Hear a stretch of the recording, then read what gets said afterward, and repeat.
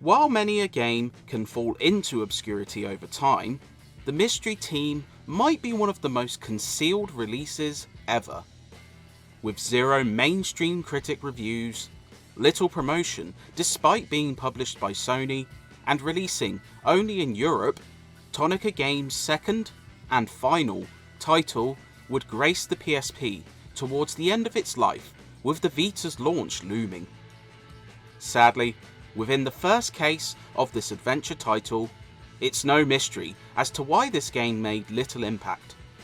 Simplistic mechanics, lackluster minigames, bare bones presentation, and a stark lack of replay value leave this one better left in obscurity.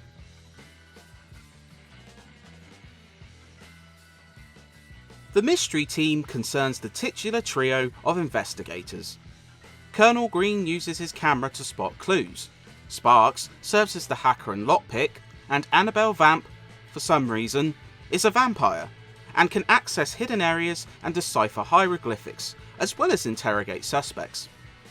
Each of the 8 cases concerns a conundrum which causes stress across the globe. These range from a thieving spree to famous band Pop Love seeing ghostly apparitions. The problem is the dry presentation, which lacks aspects such as animation during cutscenes or voice acting.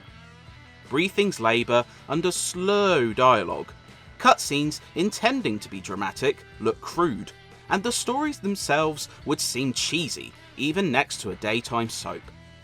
The only solace is the occasional pop culture joke, which can be amusing, though these are few and far between.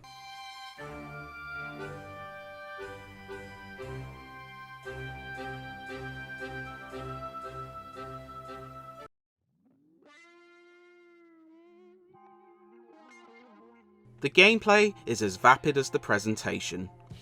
Each case sees you exploring a handful of areas, mostly using Green's camera to snap clues across static backgrounds. On rare occasions, you can interact with the environment outside of your camera, but these prove fleeting. As you find clues, these can then be put to use in interrogations with key persons involved in the case.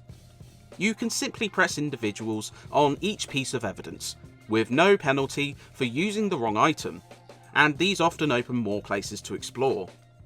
Eventually, you can draw your conclusions to pinpoint a suspect, their motive, and an accomplice. Interestingly, you can get this wrong, and the newspaper crawl at the end will reflect this. But the gameplay is very simple here.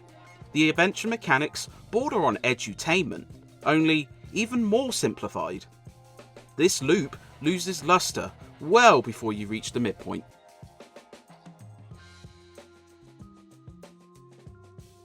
The other key aspect of the Mystery Team is minigames.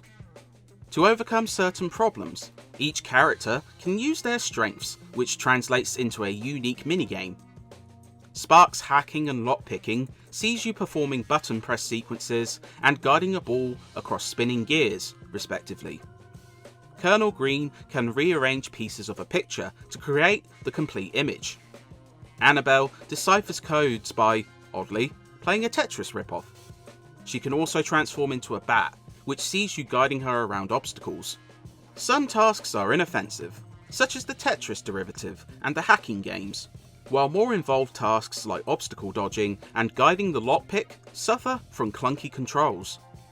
However, much like the investigating itself, the minigames lose their luster with repeated plays and have you pining for something more involved, which never occurs.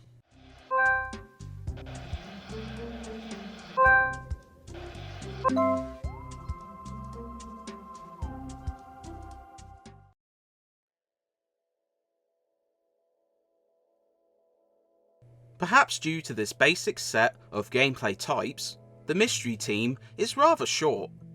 Players will struggle to reach 6 hours, and the severe lack of challenge might see some players drifting off to sleep before they finish the final case. Worse is a noticeable lack of replay value. While players earn a score depending on clues found and accurate conclusions, there is no way to replay individual cases if you lose percentage. Instead, you're forced to replay the entire game. There's nothing in the way of special features, extra content, or bonuses to unlock, which limited this short game to a one-run experience.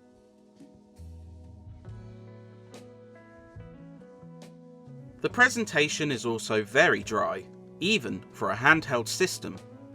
Static models look lifeless, the soundtrack is a bore, and there's little in the way of visual charm, more resembling a cheap Flash game, such as how some of the suspects you speak to border on unsettling. The only highlight is the backdrops, which see you travelling across the globe, and these are better constructed than the characters. Otherwise, this game looks very flat next to the myriad of superior visual treats on the PSP.